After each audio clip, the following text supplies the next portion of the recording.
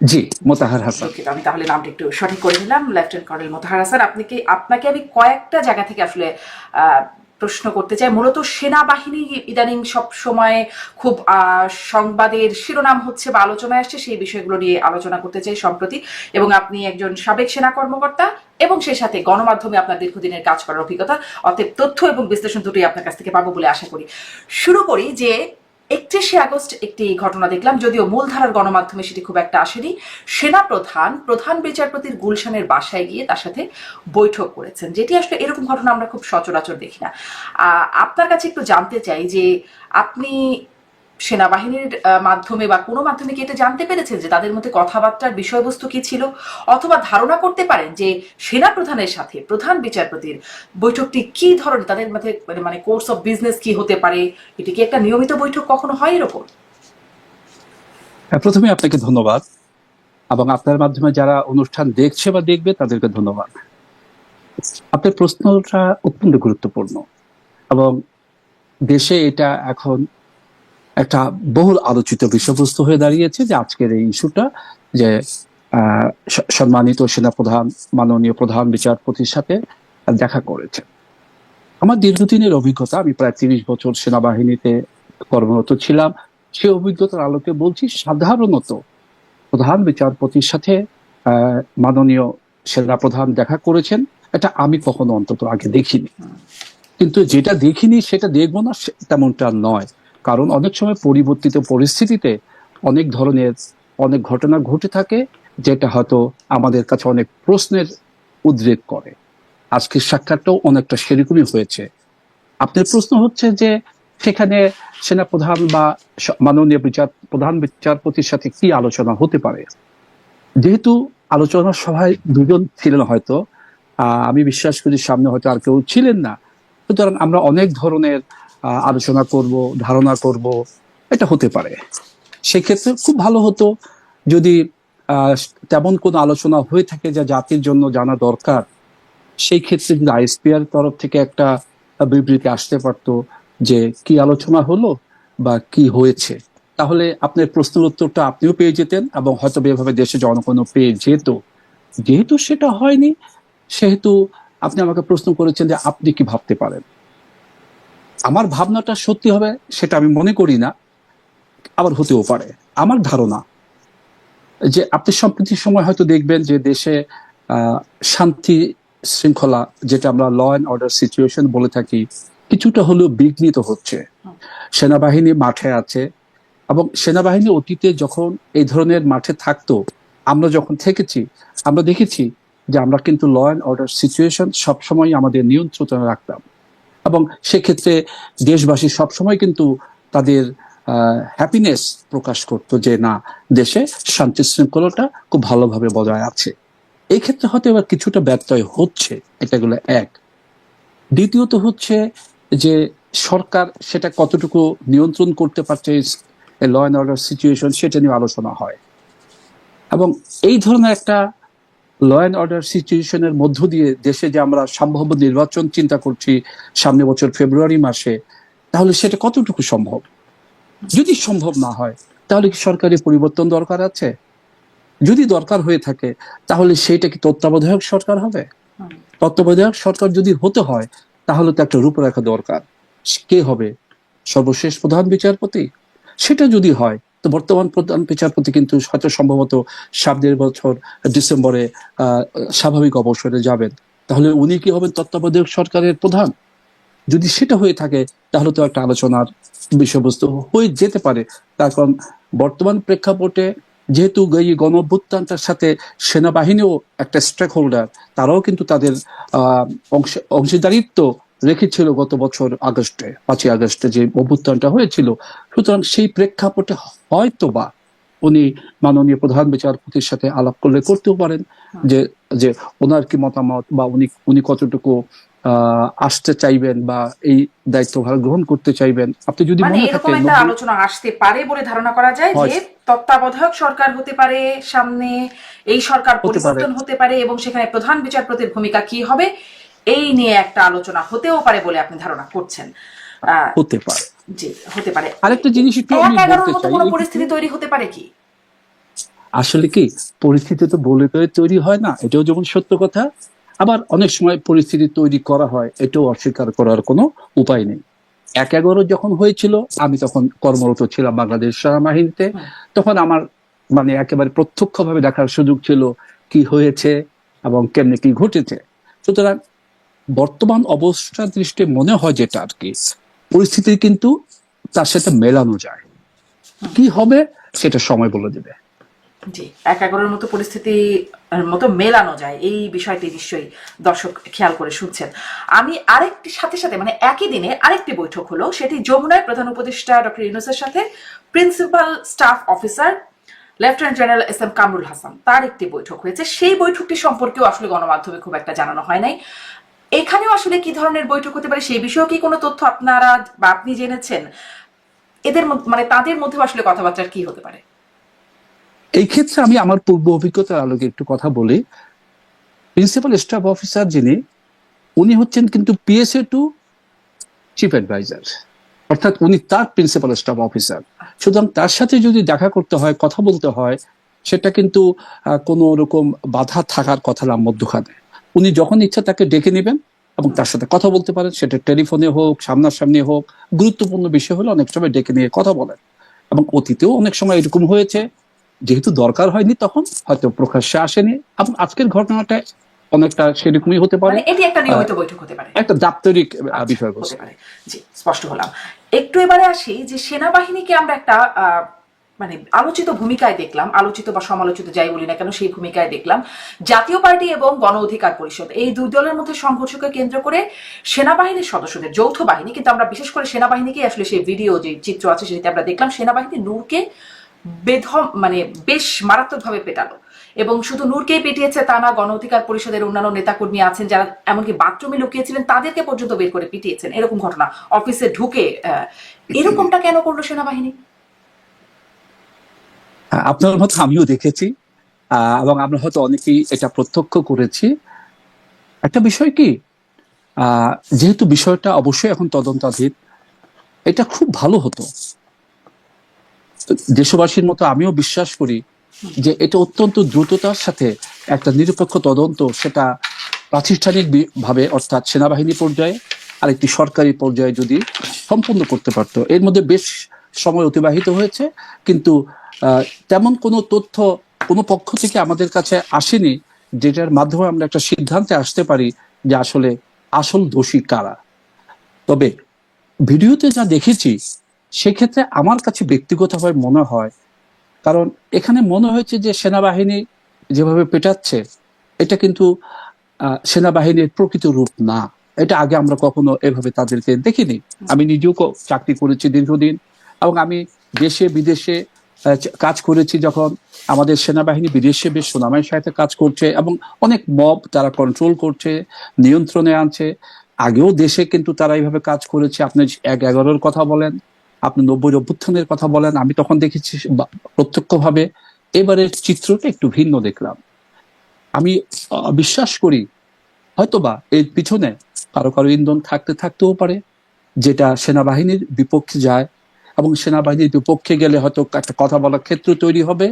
আমি একটু প্রাক্তন সেনা কর্মকর্তা হিসেবে এই ক্ষেত্রে বর্তমান সেনা প্রধানের দৃষ্টি আকর্ষণ করতে চাই, অত্যন্ত বিনীতভাবে বলতে চাই যেন উনি অত্যন্ত কঠোরভাবে এই জিনিসটাকে বিশ্লেষণ করেন এবং দ্রুততার সাথে সিদ্ধান্ত নিয়ে যদি কেউ দোষী হয়ে থাকে তাদেরকে প্রকৃত শাস্তি দিয়ে দেশবাসীকে জানিয়ে দেওয়া উচিত যে আমরা যদি ভুল করে থাকি তাহলে শাস্তি দিয়েছি, আর যদি আমাদের ভুল না থেকে থাকে তাহলে দেশবাসী জানা উচিত যে না, এখানে আমাদের ভুল নেই। যদি ভুল করে থাকি শাস্তি দিয়েছি, কিন্তু ভুলের বিষয়টিতে সেনাবাহিনী একরকম সাফাই গাইলো। বরঞ্চ আমি আইএসপিআর এর বিবৃতির কথা বলছি, যেখানে আসলে এই বিষয়ে তারা ব্যাখ্যা দিচ্ছে, আইএসপিআর ব্যাখ্যা দিচ্ছে, এবং তার সবশেষ যে প্যারাটা সেটি আমি একটু পড়ি। সকল ধরনের মব ভায়োলেন্সের বিরুদ্ধে গণপ্রজাতন্ত্রী বাংলাদেশ সরকার জিরো টলারেন্স নীতি গ্রহণ করেছে।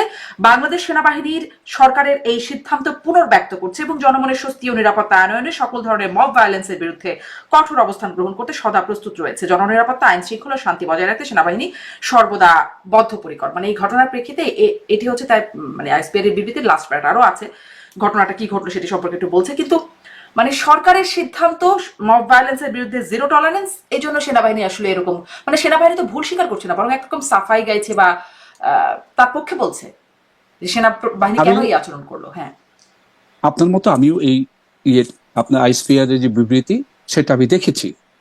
একটু বলি, সাফাই গাক আর নিজের পক্ষে বলুক, এই ক্ষেত্রে যেটা করতে পারতো সেটা হচ্ছে যে আমরা হঠাৎ করে দেখলাম যে এই ক্ষেত্রে সেনাবাহিনী উপস্থিত হয়েছে, মব কন্ট্রোল করার চেষ্টা করেছে, চেষ্টা করতে গিয়ে হয়তো প্রতিহত হওয়ার কারণে তারা আবার আগ্রাসী ভাবে সেটাকে নিয়ন্ত্রণ করার চেষ্টা করেছে।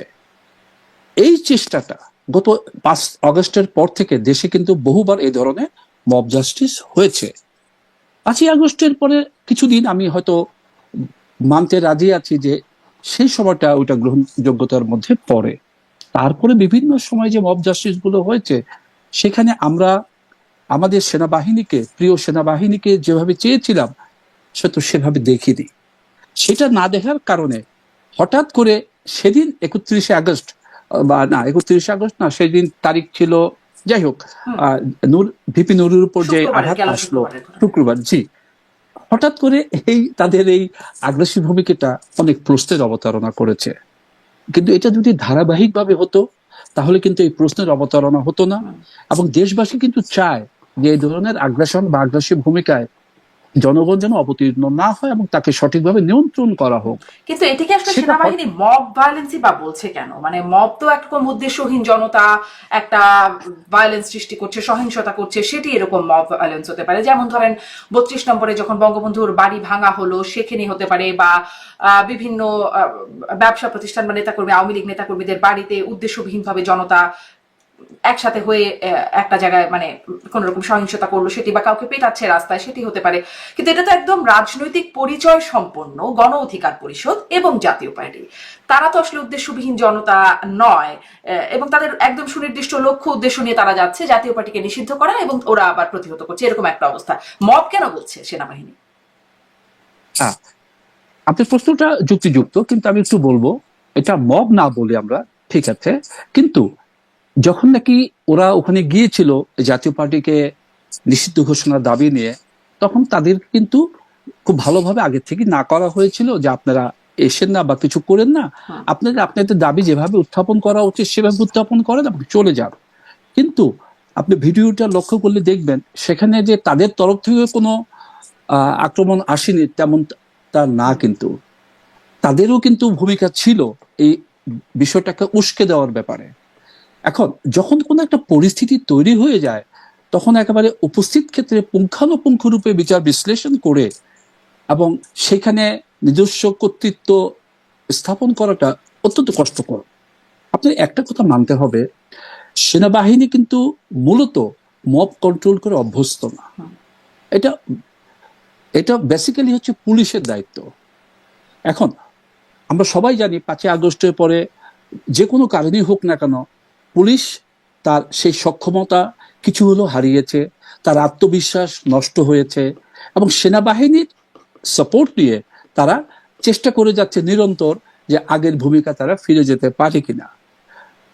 অন্যদিকে এটাও মানতে হবে যে সেনাবাহিনী কিন্তু মব নিয়ন্ত্রণে অতটা দক্ষ না যতটা পুলিশ দক্ষ। সমস্যাটা হয়ে গেছে সেখানে, আর এই সুযোগটা নিচ্ছি আমরা অনেকেই।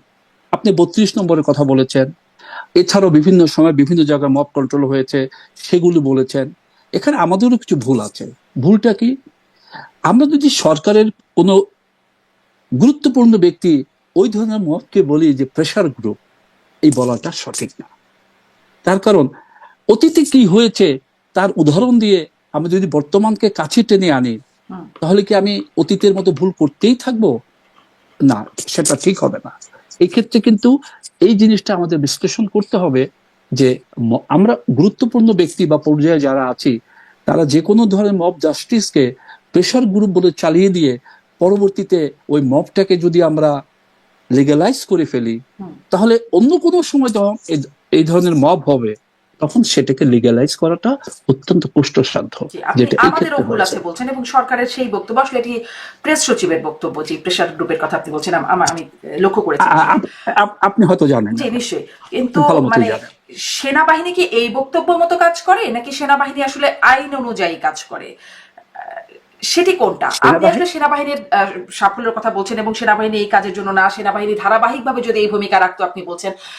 আসলে সেনাবাহিনী ধারাবাহিকভাবে এই ভূমিকা রাখে নাই, যেটি আমি এই বলছিলাম 25 নম্বর থেকে শুরু করে বিভিন্ন মাজার বিভিন্ন জায়গায় যে মবের ঘটনা ঘটছে সেনাবাহিনীকে দেখা যায় নাই, কিন্তু এই যে জাতীয় পার্টির অফিসের সামনে যখন গেল তখন এরকম একটা দেখলাম আমরা, নুরুকে পেটানো সহ একদম ব্যাপক প্রহার করলো। এর আগে আমরা দেখলাম রংপুরে যখন জিএম কাদেরের বাসায়, সেটিও যে খুব বড় হামলা হলো তা না, একটা মোটরসাইকেল পড়ানো হলো, সেখানেও সেনাবাহিনীকে একদম সাথে সাথে ভূমিকা নিতে দেখা গেল। জাতীয় পার্টির প্রতি কি কোনো বিশেষ সুদৃষ্টি আছে সেনাবাহিনীর? আমার পূর্ব অভিজ্ঞতা, বা আমি যতদিন সামরিক বাহিনীতে কাজ করেছি, আমি 2010 পর্যন্ত কাজ করেছি, সেই অভিজ্ঞতার আলোকে বলতে পারবো যে সেরকম কোনো সম্পৃক্ততা আমি তখন পর্যন্ত অন্তত দেখিনি। আর তাহলে আপনি আপনি এখন যেটা বললেন যে হ্যাঁ, এখন ব্যাপারটা হয় কি, যেহেতু রংপুরের ঘটনা, ওটা ওই সম্পর্কে আমিও জানি, যেটা হয়েছে, সাজিদ আলম উনি গিয়েছেন, ওনার সাথে কথা বলেছেন, এবং দেশের জনগণ এটা কিন্তু সাধুবাদ জানিয়েছিল যে ঠিক আছে, একটা ভালো কাজ। কিন্তু তারপর আবার 2-4টা ঘটনা ঘটে যাওয়ার পর আবার এটা যখন হয়েছে কাকতলীয় ভাবে, আবার সেই জাতীয় পার্টির ক্ষেত্রে সেটা ঘটেছে। তাতে করে আপনার মতো অনেকের মতো আমার কাছেও একই প্রশ্ন হয়তো আসতে পারে, তারা কি জাতীয় পার্টির প্রতি কোনো দুর্বলতা প্রকাশ করছি? এটা অমূলক না, কিন্তু আসলে তেমনটা হয়েছে কিনা এটা সময় বলে দিবে। তবে পারসেপশন বল একটা কথা আছে, পারসেপশনটা যদি একবার গ্রো করে যায়, সেটা ভেঙে ফেলাটা কিন্তু কষ্টকর। এই ক্ষেত্রে পারসেপশনটা, আপনি যে কথা বলেছেন, সেটা কিন্তু অনেকটা তেমনই কাজ করছে। জি, তেমনই কাজ করছে বলছেন আপনি, মানে কারণ একই দিনে দেখলাম দিনাজপুরে মবের ঘটনা ঘটলো, একটি দরবার শরীফে হামলা হলো, সিলেটে হলো মব, মুক্তিযোদ্ধারা একটা আয়োজন করছিল 71 মঞ্চ নামে, সেখানে শিক্ষক, সাংবাদিক, মুক্তিযোদ্ধা, তারা মবের শিকার হলেন কিন্তু তাদেরকে ধরে নিয়ে যেতে দেখলাম আমরা, পুলিশ এসে তাদেরকে ধরে নিয়ে গেল। অন্যদিকে মানে এবং সেখানে আপনার সাথে আমিও একমত, আমিও হ্যাঁ, ওটা দেখেছি। আমার প্রশ্নটা এখানে যে এই 5ই আগস্টের পরে গণ অভ্যুত্থানের পক্ষের শক্তি বা জুলাই যোদ্ধা নাম দিলে তাদের জন্য ট্রিটমেন্টটা একরকম, একটু তাদের জন্য অনেক ক্ষেত্রে 7 গুণ মাফ হয়ে যায়, কিন্তু এখানেই আমরা দেখলাম নুরুল হক নুরু, যিনি গণ অভ্যুত্থানের পক্ষে একজন শক্ত অবস্থান তার, এবং মানে শক্তি বলা যায় তাকে একটা, তাকে সেনাবাহিনী পেটালো, মানে এটা কি মেলানো যায় ঘটনাটা? এই মানে ধারাবাহিকভাবে যেরকম ঘটনা চলে আসছে, জুলাই যোদ্ধা গণঅভ্যুত্থানের পক্ষের শক্তির প্রতি যে অ্যাটিটিউড, তার সাথে এটি আপাত দৃষ্টিতে আমি আপনার সাথে একমত যে এই ঘটনাটা মেলানো যায় না। তারপরেও যেহেতু বিষয়টা নিয়ে তদন্ত হচ্ছে, কিছু না কিছু তো অবশ্যই বের হয়ে আসবে। যত দ্রুত বের হয়ে আসে এটা আপনার এবং আমার বা আমাদের কে দেশের জন্য তদন্ত করছে? মঙ্গলজনক। তদন্ত সেনা পর্যায়ে তো হচ্ছে, এটা তো আমি বলতে পারি যে এটা অবশ্যই হচ্ছে। কারণ আপনি হয়তো বলবেন যে আপনি কি জানেন, এটা আমাদের নিয়মের মধ্যেই পড়ে, যে আমি অতীতে দেখেছি যে এই ধরনের ঘটনা ঘটলে এটা তারা নিজেদের পর্যায়ে একটা তদন্ত প্রাতিষ্ঠানিক ভাবে করে যে কেউ দোষারোপ আছে কিনা। আর সরকার পর্যায়ে তো সরকার বলেছে যে আমরা করছি, যেটা শুনেছি ওটা তো, ওর মধ্যে জুডিশিয়াল। তার আমি সম্পৃক্ত নেই, জুডিশিয়ারি। কিন্তু যে পর্যায়েই তদন্ত হোক না কেন, এটা সবার জন্য মঙ্গলজনক। যত দ্রুততার সাথে এটা সম্পন্ন হবে, আমরা জানতে পারবো আসলে ঘটনা কি ঘটেছিল। কিন্তু যাই ঘটুক না কেন, ঘটনাটা অবশ্যই দুঃখজনক। কারণ একজন ভিপি নুরের মতো একজন প্রতিষ্ঠিত রাজনীতিবিদ, যে আপনি যদি মনে করতে পারেন যে তৎকালীন ডাকসু নির্বাচনে সরকারের বিরুদ্ধে অবস্থান নিয়ে ভিপি হিসেবে পাশ করে বের হয়ে আসাটা, এটা এত সহজসাধ্য ছিল না। সে বের হয়ে এসেছিল, তার মানে কি তার গ্রহণযোগ্যতা আছে। এরকম গ্রহণযোগ্য একজন রাজনৈতিক নেতাকে এভাবে বেধড়ক পেটানো, এটা অন্তত সঠিক না। তাকে যেভাবে হোক না কেন, ওই আমলেও মার খেত, তাকে এই যে, আমলেও মার খাচ্ছেন হ্যাঁ, বিভিন্ন। এটাই বলতে চাচ্ছি, জি যেভাবেই হোক না কেন, হয়তো সেনাবাহিনীর লোকেরা তাকে কর্ডন করে ওখান থেকে সরিয়ে নিয়ে যেতে পারতো। জি আমার মনে হয় এটা একটা করতে পারতো। সেই ক্ষেত্রে আমি মনে করি যে কিছুটা ব্যর্থতা থেকে যায়। জি। এখন এই যে জুডিশিয়াল ইনকোয়ারির কথা বা বিচার বিভাগের তদন্তের কথা বলছেন প্রেস সচিবই আবার শফিকুল আলম, কিন্তু মানে যখন সেনাবাহিনী ম্যাজিস্ট্রেসি পাওয়ার থাকে সেই অধীনে তারা যখন এই ধরনের দায়িত্ব পালন করতে চায়, তারা তো স্বরাষ্ট্র মন্ত্রণালয়ের অধীনে থাকে, তাই না?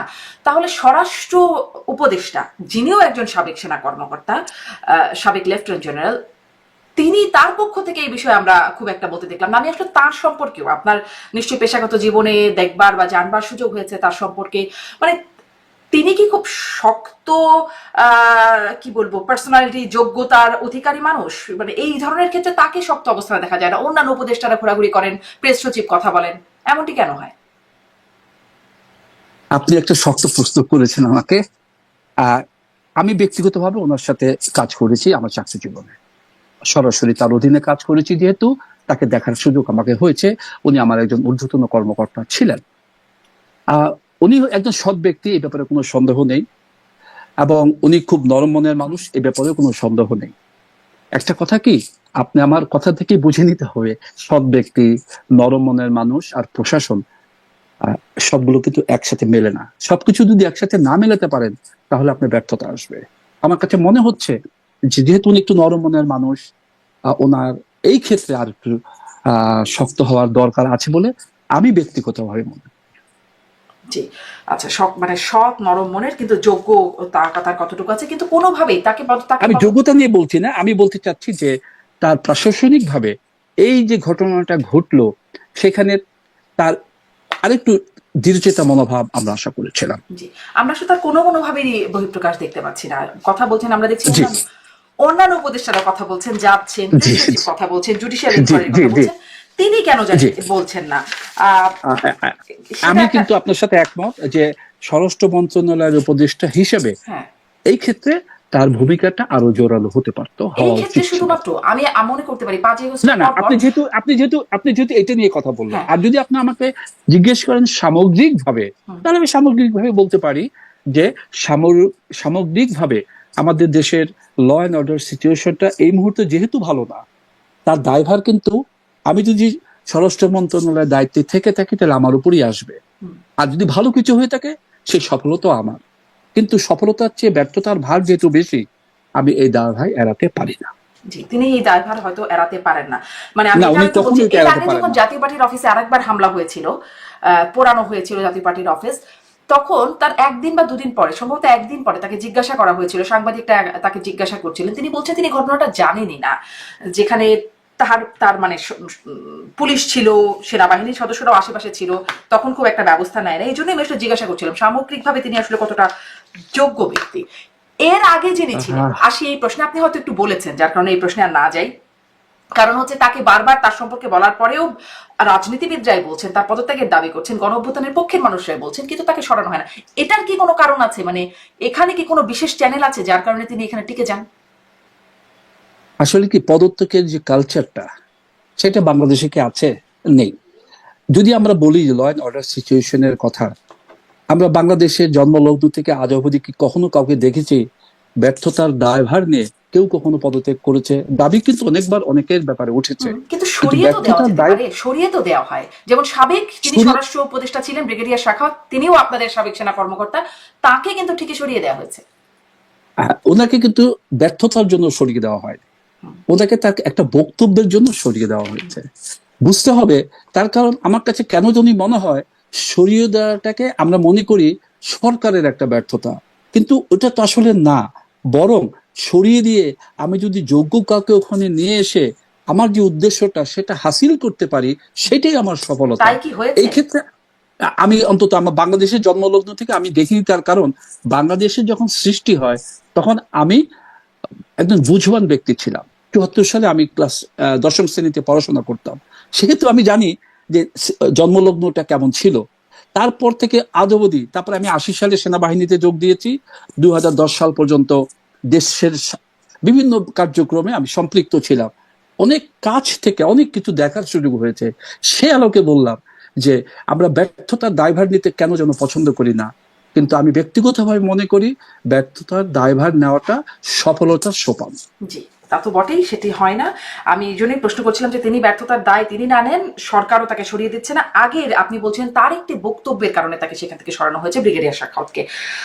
তিনি সম্প্রতি আবার ওই একই রকম বক্তব্য দিয়েছেন সাবেক সেনা কর্মকর্তাদের একটা সমাবেশে, সেটিও নিশ্চয়ই আপনি দেখেছেন। তিনি বলছেন যে 7.62 রাইফেল, এটি আগে যেটি তিনি বলেছিলেন যে এই বক্তব্যটার কারণে সরিয়ে দেওয়া হলো, বা তারপরে আরো কিছু কথা বলেছিলেন যে সিভিলিয়ানদের কাছে কিভাবে গেল, সেই সময় তিনি এই প্রশ্নটা রেখেছিলেন। এখন তিনি বলছেন 5ই আগস্ট টোটালি প্রফেশনাল স্নাইপাররা ছাত্র নেতাদের কপালের মাঝখানে, তিনি এইভাবে দেখাচ্ছেন তিনি যে কপালের মাঝখানে গুলি করে মেরেছে।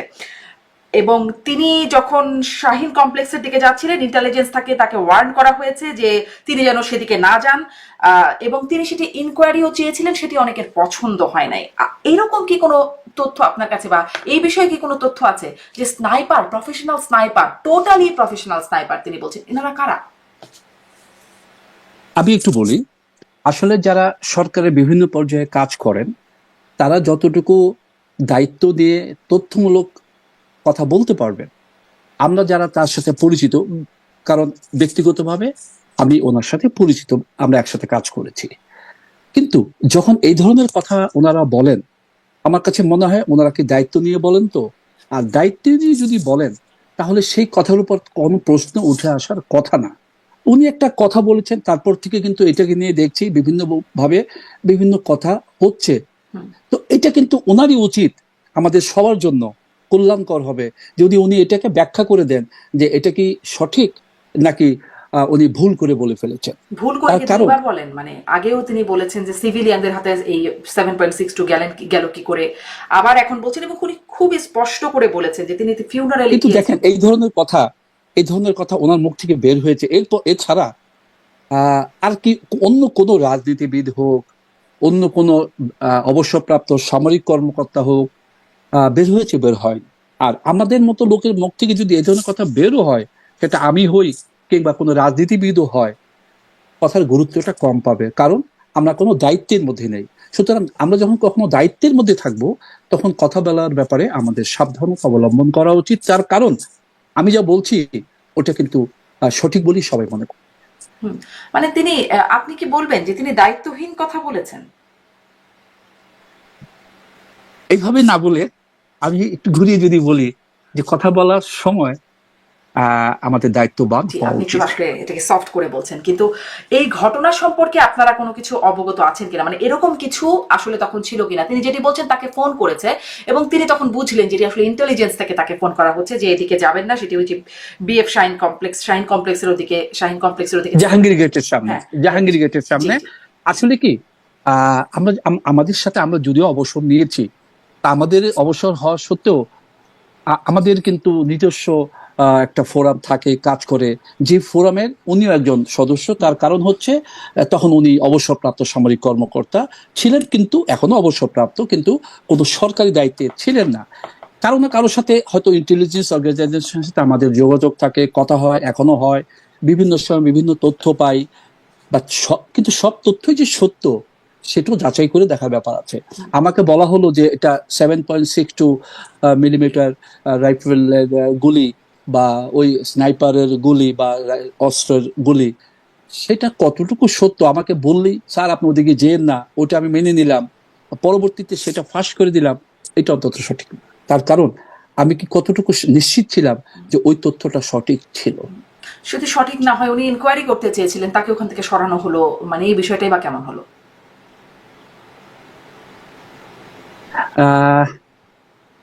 উনি ইনকোয়ারি করতে চেয়েছেন, ওনাকে সরিয়ে দিয়েছে, এই ব্যাপারে যেহেতু উনি মুখ খুলেছেন, এটার শেষটা ওনার অন্তত করা উচিত। এই বিষয়ে আপনি আর খুব বিস্তারিত গেলেন না, আমি একটু এখানে আসি যে আপনি মবের কথা আসলে একটা কথা বলি, অনেক সময় অনেক তথ্য থাকে যে আপনি একেবারে নিশ্চিত না হয়ে যদি কথা বলেন তাহলে সেটা বিভ্রান্তি তৈরি করবে। সুতরাং কিন্তু আপনারা আসলে ইন্টেলিজেন্সের কাছ থেকে, আপনারাও সাবেক সেনা কর্মকর্তা, দীর্ঘদিন আপনাদের সেনাবাহিনীতে বা খোঁজ খবর এখনো রাখেন আপনারা, এরকম কোনো তথ্য বা এরকম কোনো কথা কখনো শুনেছেন? আমি আমার তরফ থেকে বলতে পারি, যেহেতু আমি মিডিয়াতে 15 বছর কাজ করেছি, সেই ক্ষেত্র থেকে যতদিন মিডিয়াতে কাজ করেছি আমার সাথে সবার একটা সম্পর্ক ছিল, যোগাযোগ ছিল, এবং সেই সূত্র ধরে এখনো অনেকে আমার সাথে যোগাযোগ করে কথা বলে, এবং আমি বিশ্বাস করি আমার সেনাবাহিনীতে একটা ব্যাপক পরিচিতি আছে। কিন্তু আমি অন্তত সেই পরিচিতির সুবাদে এমন কোনো তথ্য কখনো পাইনি যেটা দিয়ে আপনি যে কথাটা উপস্থাপন করেছেন সেই ধরনের কথা আমার কানে এসছে। আমি শুধু ওই আপনি যেভাবে বললেন আমি সেভাবেই শুনেছি। আমি মনে করি যদি এটা সত্য হয়ে থাকে তাহলে সেটা প্রতিষ্ঠিত হওয়া উচিত। তাহলে আমরা ভাববো যে হ্যাঁ, যে তথ্যটা উনি পেয়েছিলেন সেটা সঠিক।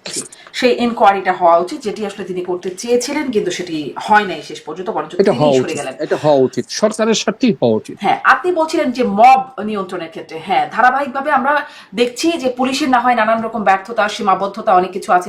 5ই আগস্টের পরে সেনাবাহিনীকে, 3 বাহিনীকে ম্যাজিস্ট্রেসি পাওয়ার দিয়ে মাঠে নামানো হলো, কিন্তু তারপরেও এরকম। তাহলে কি সেনাবাহিনীকে আমরা এখানে ব্যর্থ বলবো?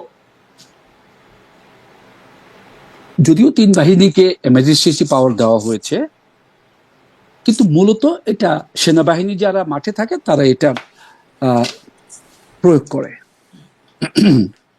আমি একটা জিনিস আপনাকে একটু বলি, আমরা বিভিন্ন সময় কিন্তু 90-এর যখন গণ আন্দোলন হয়, আমি তখন যেহেতু সেনাবাহিনীর একজন মধ্যম সারির অফিসার তখন ছিলাম, আমি দেখেছি সে আন্দোলন।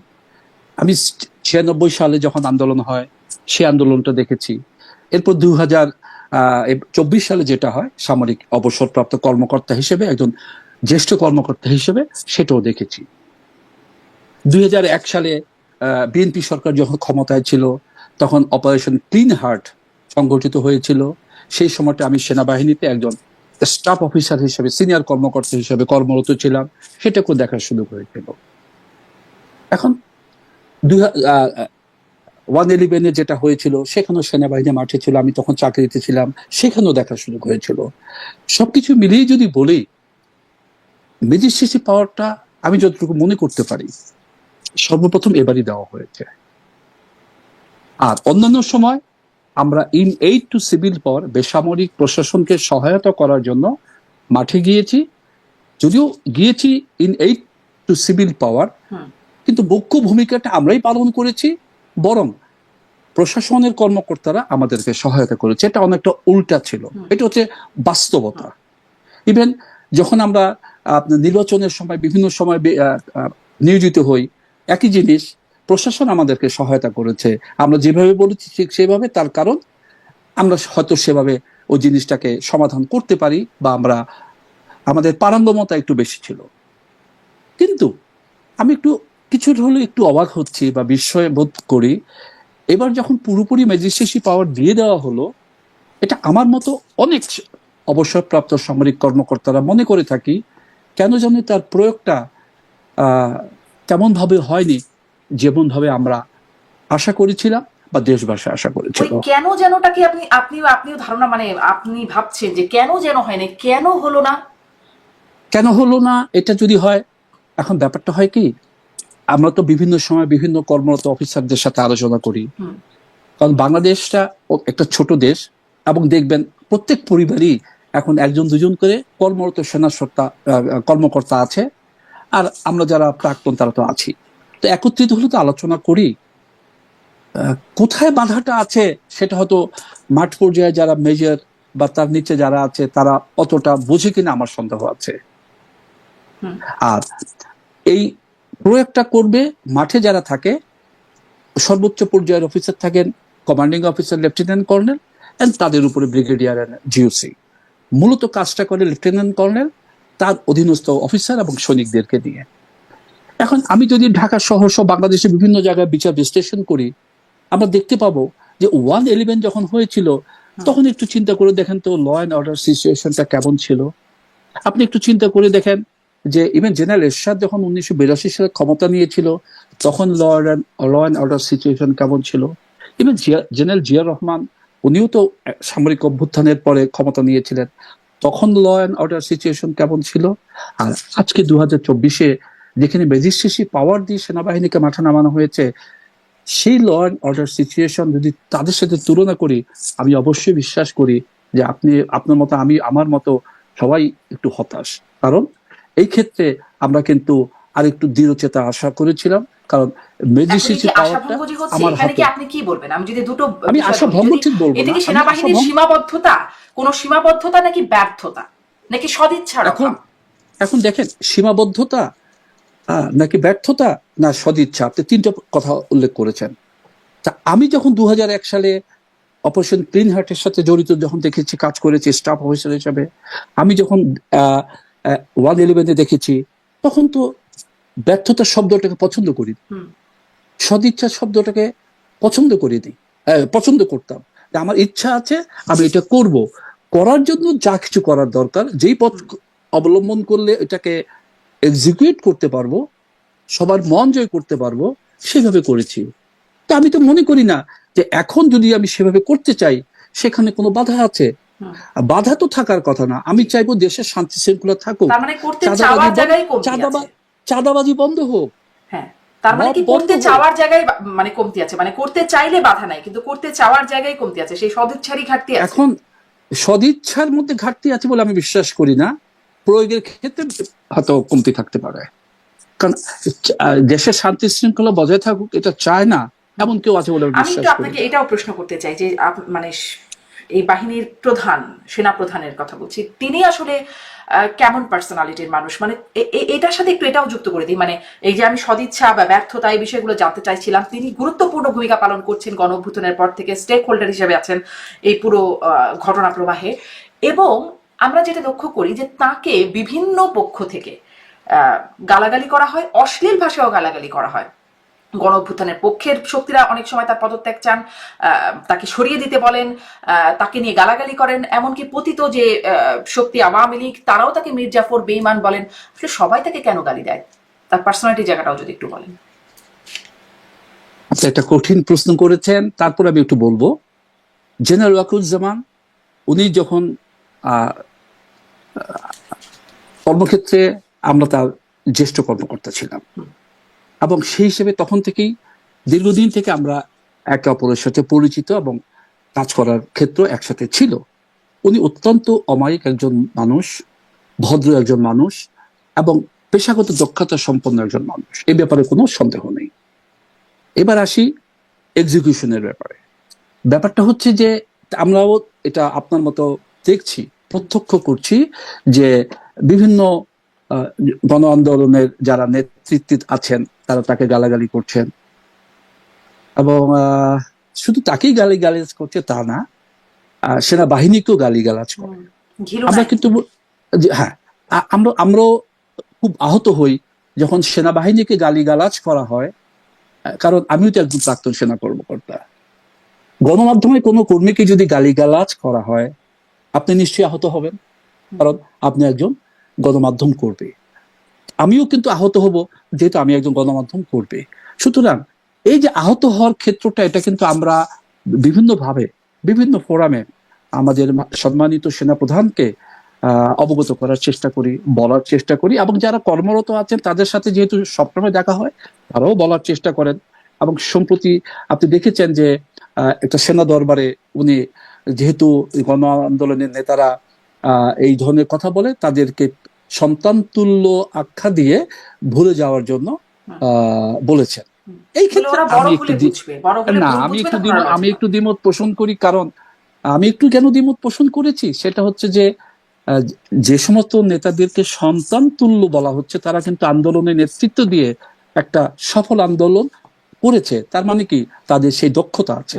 আর যে সমস্ত অফিসাররা প্রশ্ন করেছিল তারাও কিন্তু বয়স খুব বেশি তাদের তা না, তারা একটা মেজরের, আমি যখন মেজর ছিলাম আমার বয়স ছিল 26 বছর 27 বছর, তাহলে মানে কি আমি ছিলাম মেজর, আমার বয়স কিন্তু 26-27।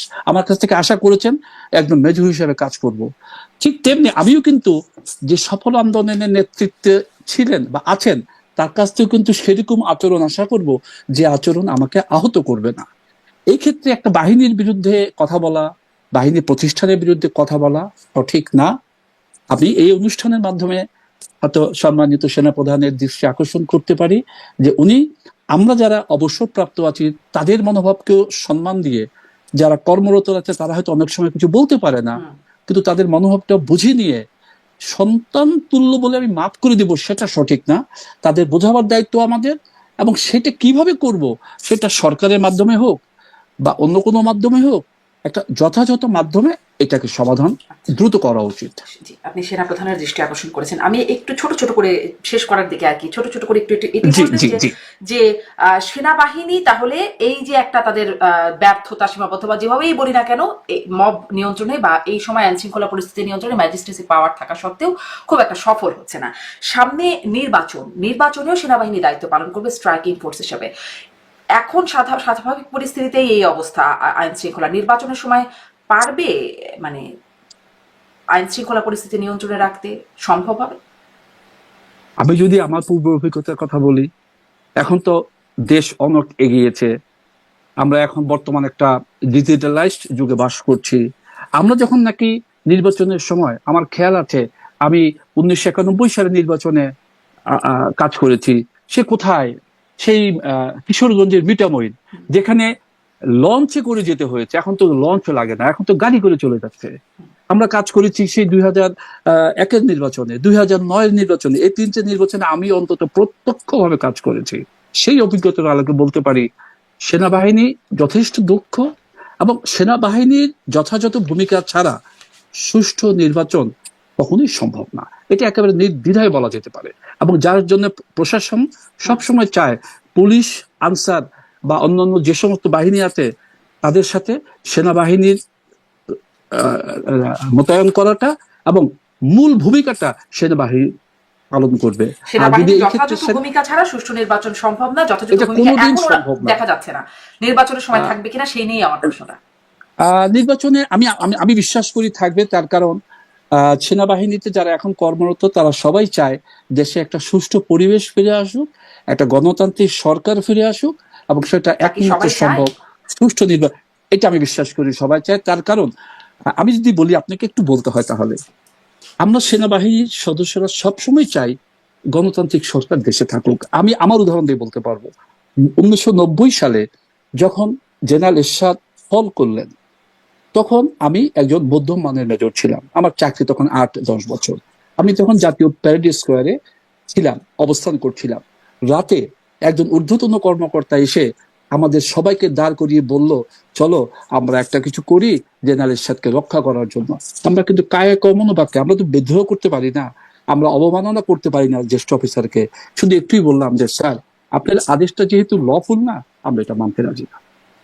এটা দ্বারা আমি বোঝাতে চাচ্ছি যে আমরা আনলফুল কমান্ডকে মেনে নিতে রাজি না।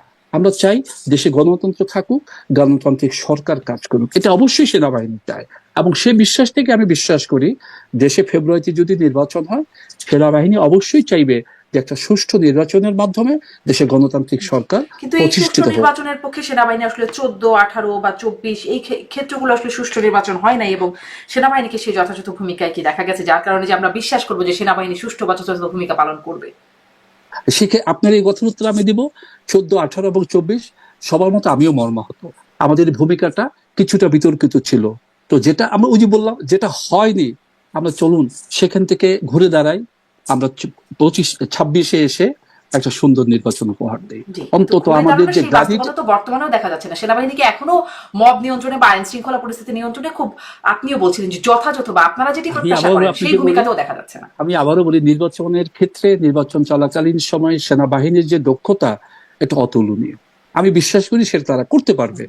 তবে আপনার কথার রেশটা হচ্ছে যে এখন কেন পারছে না, সেখানে আমি তাদেরকে ব্যর্থ বলবো না।